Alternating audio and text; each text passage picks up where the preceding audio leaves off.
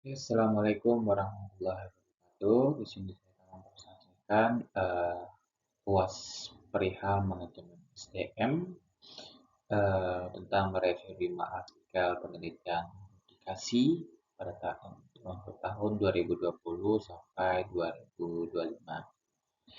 Kali ini nama saya juga Rizky Chandra dengan NPM 20201 Kita akan mempresentasikannya dengan singkat saja. Kita hanya 3-5 menit. Oke, pertama adalah tentang strategi HRM efektif untuk kinerja organisasi. Nah, masalah utamanya ini tadi latar belakang masalahnya. Dapat masalah utamanya itu yang adalah praktik HRM tidak selaras dengan tujuan bisnis. Kurang terstruktur dalam meningkatkan investment dan sulit diintegrasikan dengan teknologi. Nah, tujuan dari penelitiannya adalah menguji efektivitas strategi HRM terhadap kinerja organisasi dan employee management. Juga menganalisis dampak HRM terhadap manajemen dan produktivitas. Metode yang digunakan apa aja? Dengan kualitas dan wawancara semi terstruktur pada HR profesional, manajer, dan karyawan. Dan juga menganalisis dokumen-dokumen kebijakan, marketing, dan HR tersebut. Oke, hasil yang kita dapat yang pertama adalah high performance dari work practice, yaitu meningkatnya kinerja organisasi secara signifikan dan strategi dari HR management menghasilkan ROI yang lebih tinggi. Dan terakhir yaitu budaya organisasi, pemimpinan krusial ya untuk achievement ya eh, di internal ya. Akan komunikasinya internal berkualitas memperkuat efektivitas praktik. Aplikasinya yaitu adalah selaraskan HRM dengan tujuan bisnis, investasi lingkungan kerja, kembangkan komunikasi internal, efektif, dan terakhir kombinasi strategi HRM berorganisasi.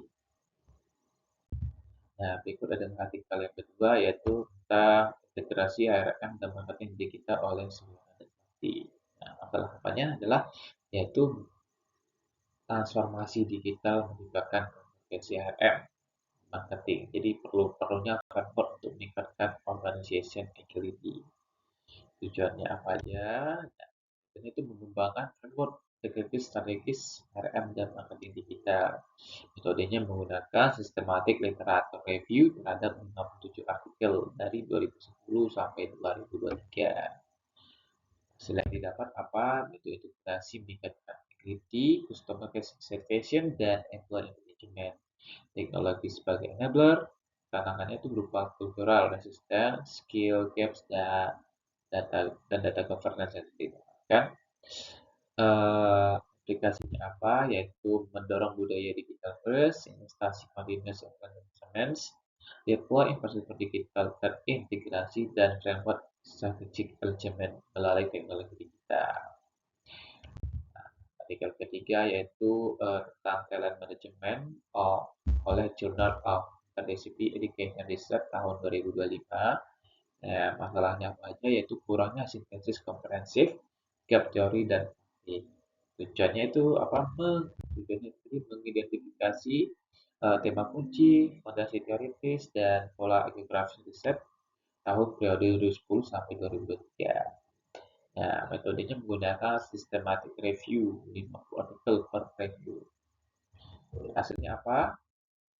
Nah, ini tadi adalah lebih 78% studi fokus pada management sebagai outcome PM tuh dasar value access story, 3 ada konsultasi grafis, 1% UK 20, US 16%, terakhir ada referensi dan referensi talenta masih explorer.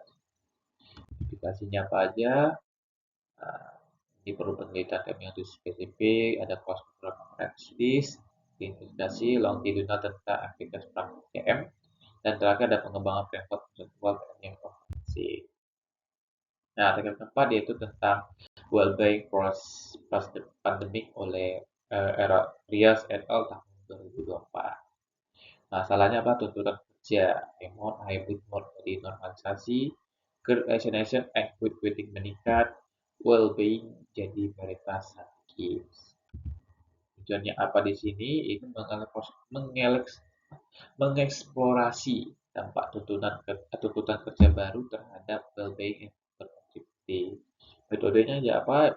Basic topik dengan studi kuantitatif di sektor private dan publik.